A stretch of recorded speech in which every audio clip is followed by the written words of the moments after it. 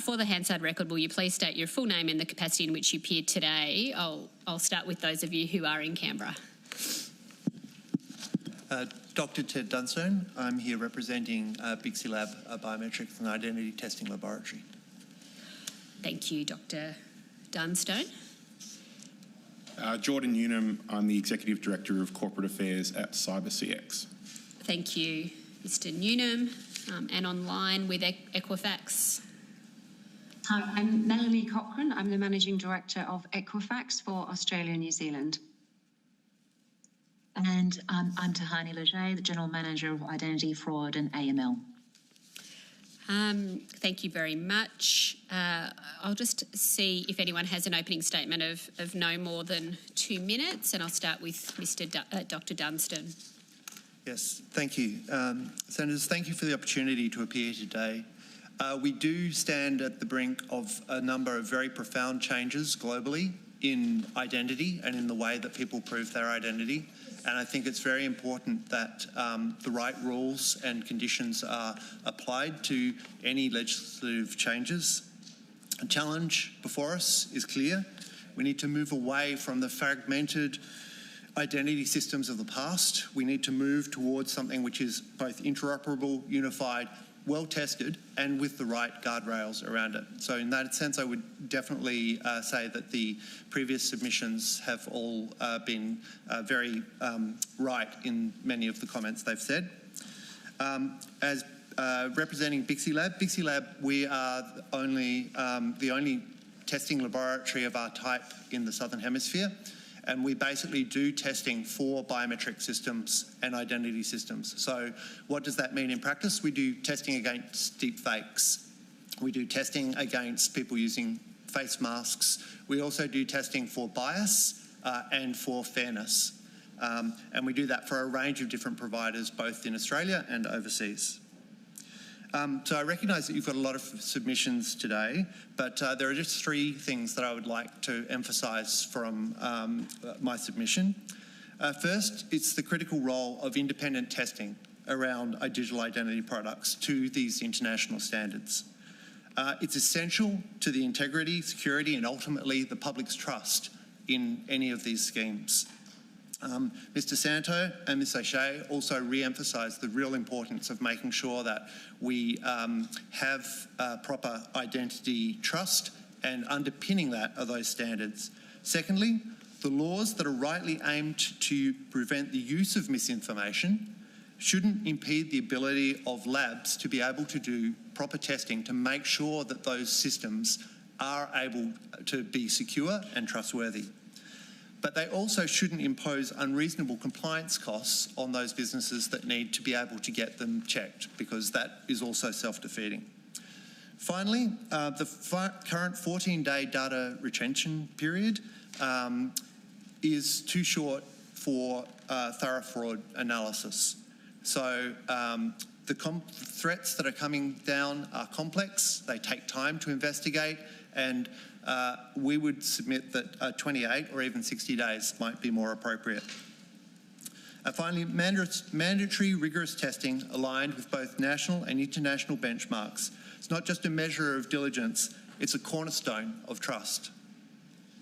BixeLab is dedicated to improving Australia's digital identity framework through this rigorous testing and is ready to offer our expertise to the committee.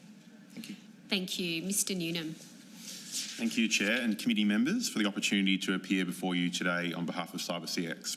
Over the past 4 years, CyberCX has grown to become the largest dedicated cybersecurity and cloud services provider in Australia, now with a workforce of over 1,400 experts across every domain of cybersecurity and cloud, and offices in every state and territory. Through our end-to-end capabilities, we empower our customers to securely accelerate opportunities in the digital economy. This mission aligns closely with the intent of the Digital ID Bills to unlock wider economic benefits securely for Australians in the digital age. As a company founded with the purpose of securing our communities, CyberCX is also acutely aware of the serious cybersecurity threats and risks which exists to the success of digital ID services and the impact that a cyber or technology-related incident can have on Australian citizens and companies. CyberCX's team of incident responders, the largest such team of experts in the region, works with government and businesses to handle over 300 cyber incidents a year, many of which involve unauthorised access or theft of data containing personally identifiable information, including identity documents. The impact of such data breaches is devastating for the victim organisation grappling with a malicious threat actor, as well as the customers, employees and other stakeholders whose data has been compromised. Consequences range from the stress and inconvenience of having to replace identity documents to an increased risk of individuals being targeted and falling victim to various forms of cyber-enabled crime, such as identity fraud and scams. CyberCX is therefore strongly supportive of the digital ID scheme being introduced by government, and we welcome the bills being discussed today. In addition to the economic benefits, a successfully implemented digital ID scheme has the potential to vastly improve the security and privacy of Australian citizens and their data.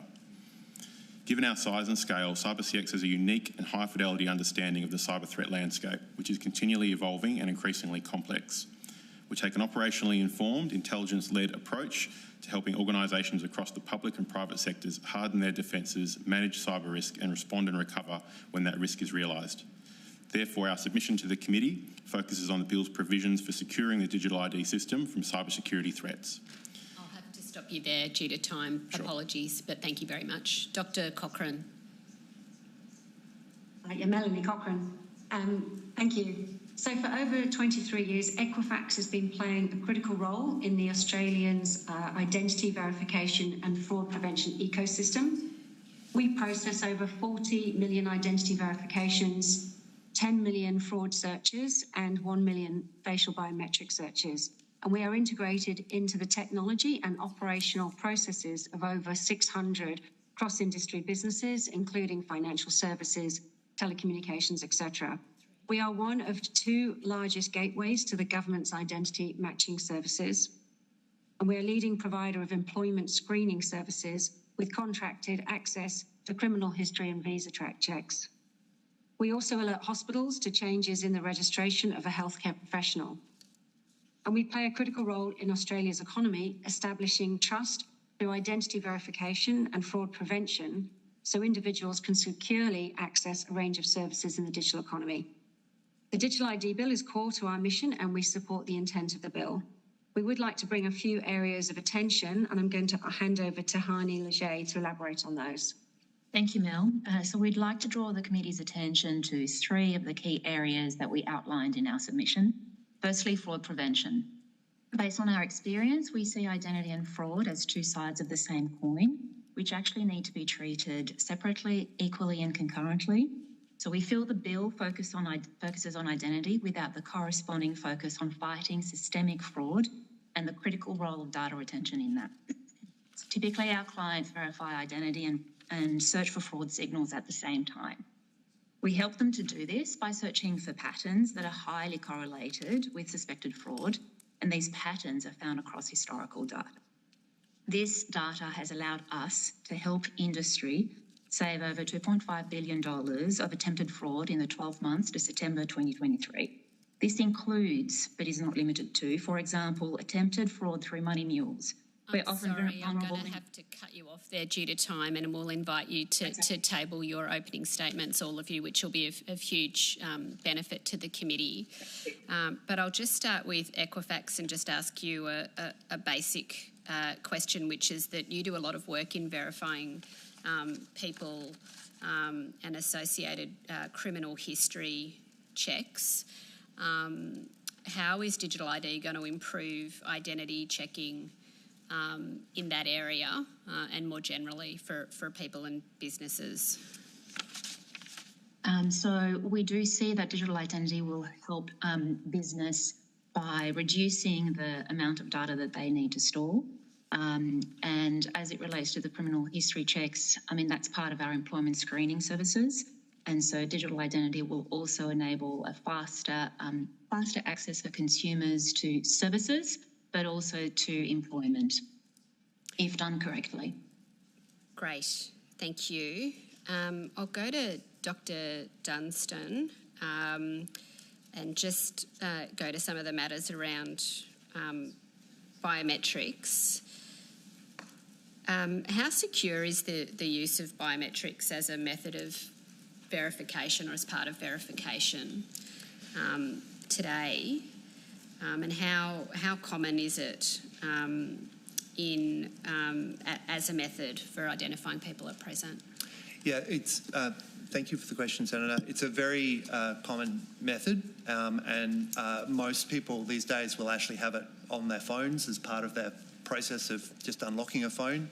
But it's used in all sorts of places to help bind identity. When you're opening a bank account, when you're doing other things, you often need to provide forms of identity that have a biometric on them. Maybe that's a passport. In many cases, that process might be done manually at the moment, so somebody looks, but the technology behind this to do it electronically is now very good and very accurate. That doesn't mean it doesn't need to be tested. There are always issues with security, with people using various ways that they could trick the technology. Also, there can be issues with marginalised groups, so it is important to continue to test. But the technology is now at a stage where it really is very good and can be trusted for that type of purpose. Okay, so thank you. So how does the bill improve data privacy in biometrics? Yeah, so we're very supportive of the restrictions that are around the potential misuse of biometric data. So, for instance, the use by law enforcement, I think it's very important that people have trust that those systems are only going to be used for the purposes for which they are originally intended. But importantly, from a testing perspective, it does allocate a very important role to the regulator around making sure that the right international standards have been tested for the various products which are going to be used, both within the commercial sector and within government. However, I would say that the current rules and the current bill are still somewhat unclear about the position of labs in relation to that testing and how they become certified. Okay, so you'd like some clarification around that? Yes. I'll go to you, Senator Smith.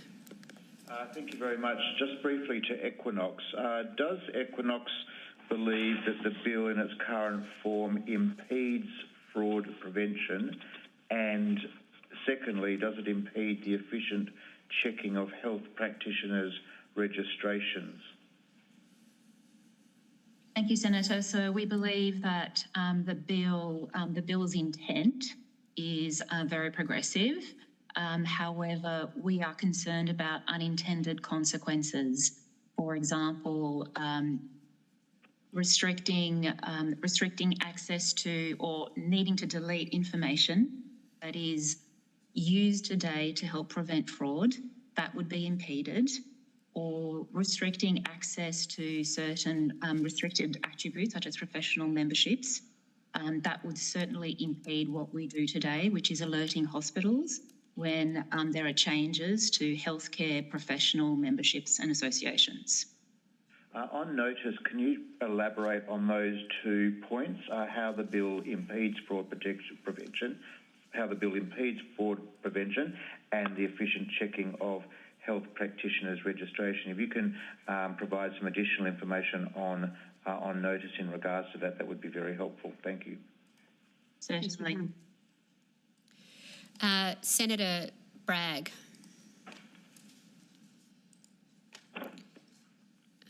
I'll come back to you, Deputy Chair. Oh, no, are you there? Yep, Senator Bragg. Look, thanks very much. I guess I was just wondering how you see this model of digital ID. I mean, it appears to be a model which relies very heavily on government to get it moving. Is there a way that we could bring the private economy more quickly into the scheme? And if so, what benefit would that have, if any? So, yes, we believe in an economy-wide digital ID as opposed to a government-focused ID. And this would allow, for example, consumers to be able to choose from a mix of both public sector and private sector identity providers from the start.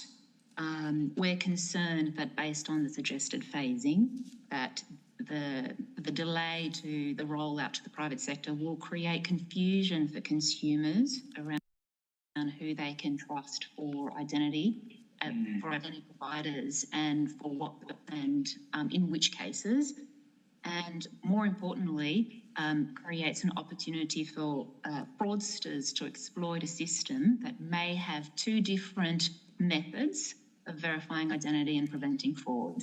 So it's critical for those three reasons that private sector and public sector are rolled out at the same time. Yeah, so there's no reason why that couldn't be achieved, is there? There's no reason why we couldn't have simultaneous application, is there? Not from where we're sitting, and from our position, we're urging the government to ensure that that does happen at the same time, so we're avoiding consumer confusion and more opportunity for fraudsters to exploit a system that may have two methods. Yeah, very good. Thank you very much. Thanks, Chair. Thanks, Deputy Chair. Senator Shoebridge. Look, thanks all for your submissions. Could I ask about one of the issues about biometric data, which is the repeated concerns in submissions about bias and what we could or should do to protect that, particularly against vulnerable groups or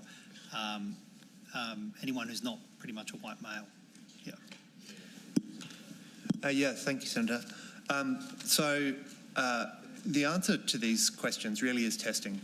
And it's testing in a way that can be done under appropriate international standards.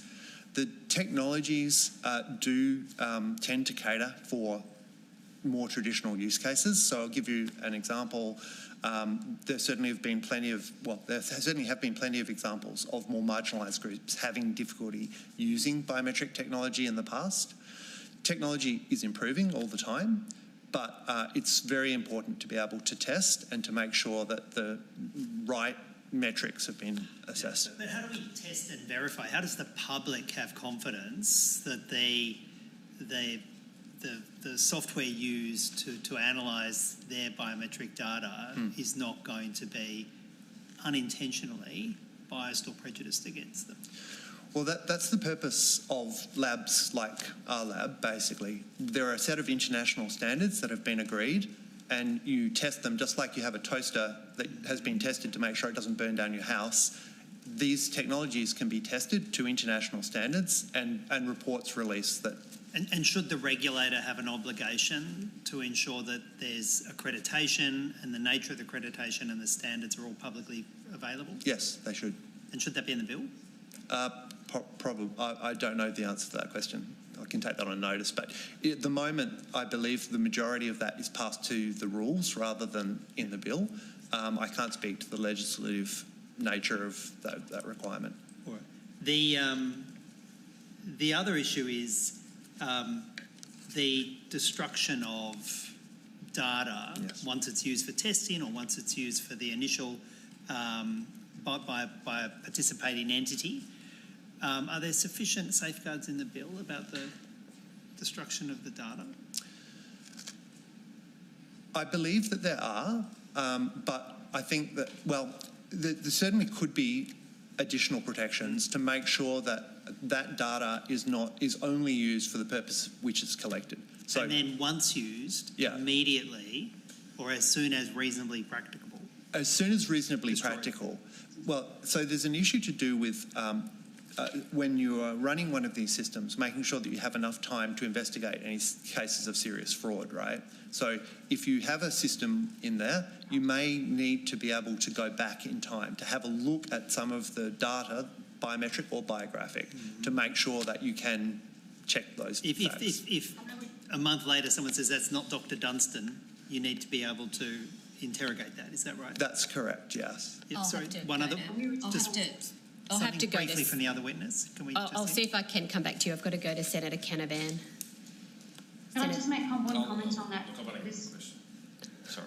Can we, Chair? Can we get this one response from a very patient set of witnesses from Equifax? Yeah. Okay. Yes, please. I would just respond and just say we support that position.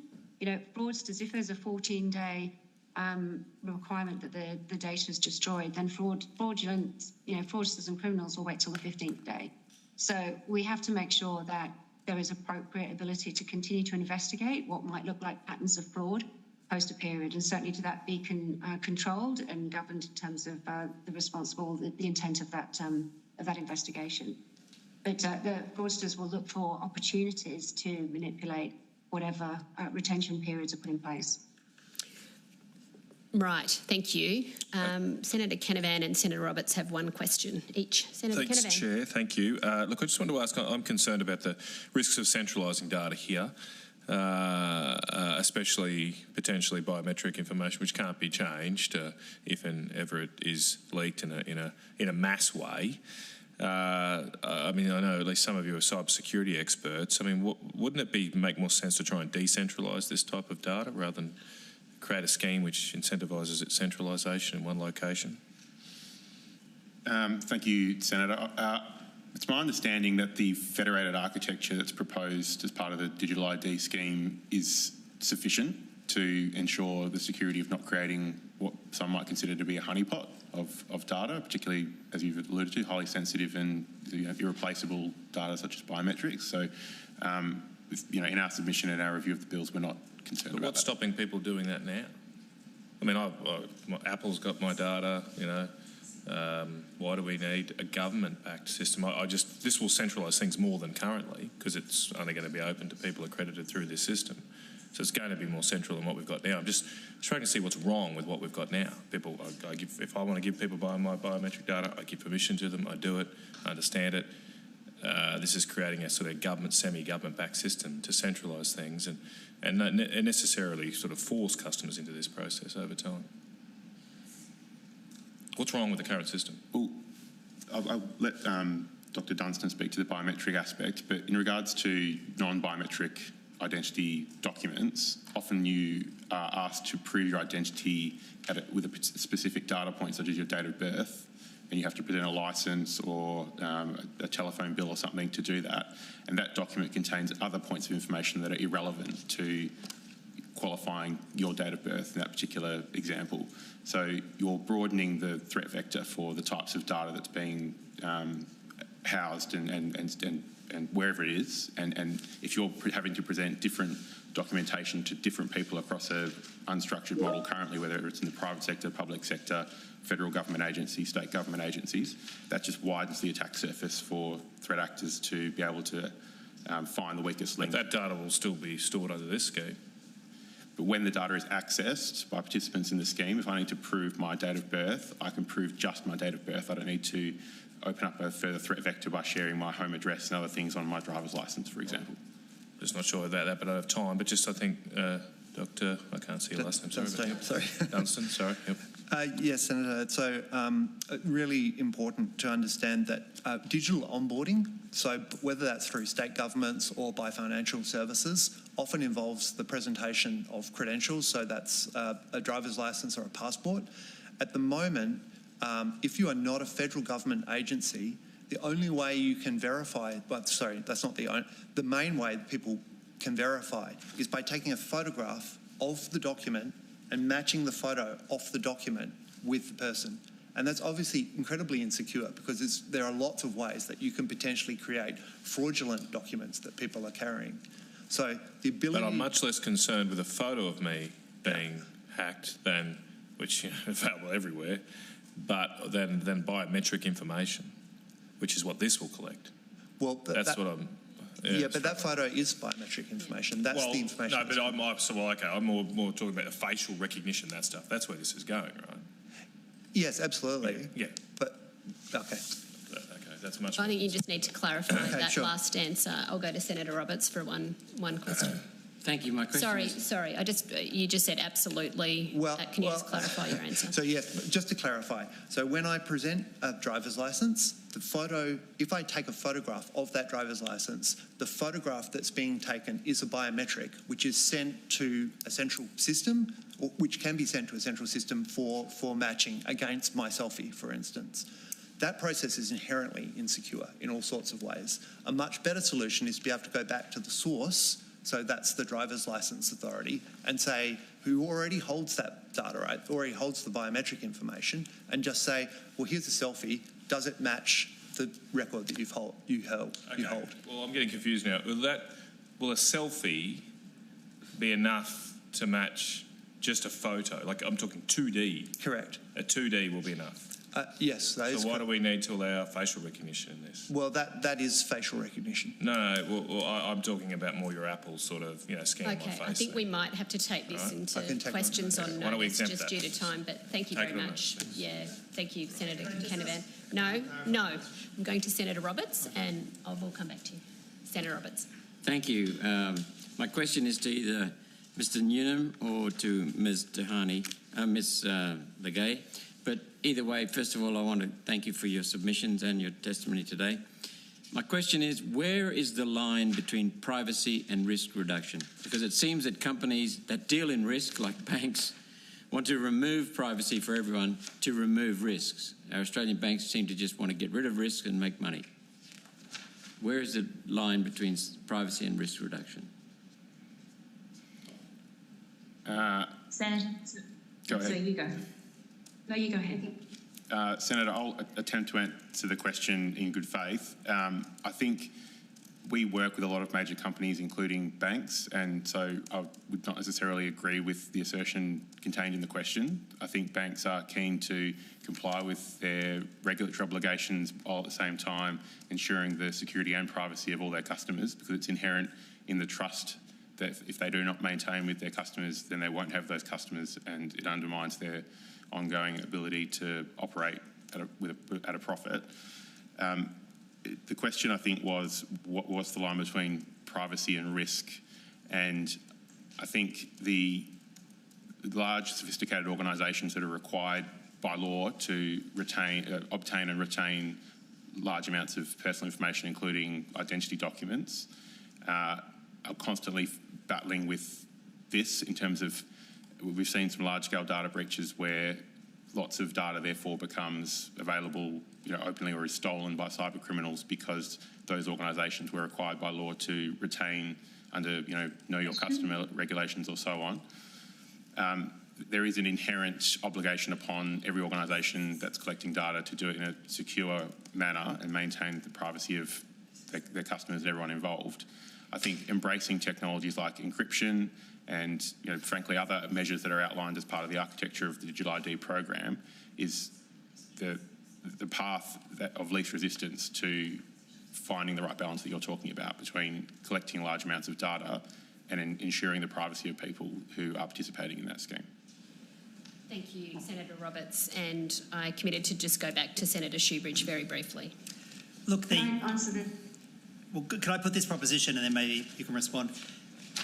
People characterise this as creating a whole new centralised honeypot of data, but in fact, what it does is it creates a way of interrogating a whole series of existing data.